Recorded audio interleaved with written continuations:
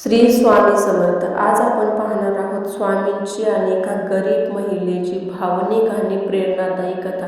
एका छोट्या गावात एक खूप दुःखी महिला राहत होती. तिचं नाव गीता. आयुष्यात तिने खूप संकटे पाहिली होती. नवऱ्याचा मृत्यू, मुलांचा आजारपण आणि घरची गरिबी. रोज ती देवाला एकच प्रश्न विचारायची, माझ्याच वाट्याला इतकं दुःख का?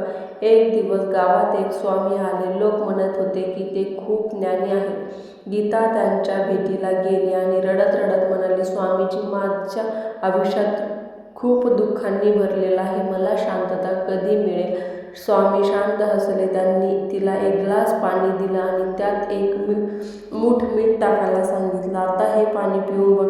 गीता पाणी पिऊन म्हणाली, खूप खारट आहे. मग स्वामी तिला जवळच्या तलावाकाठी घेऊन गेले.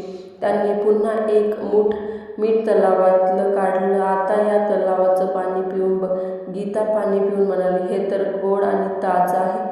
स्वामी म्हणाले, बाळा, दुःख हे मिठासारखं असतं, ते आयुष्यात येणारच. पण तू जर मनाला छोट्या ग्लासासारखं ठेवलं तर दुःख खूप खारट वाटेल, आणि जर तू तलावासारखं मोठं केलंस तर ते दुःख तुला त्रास देणार नाही.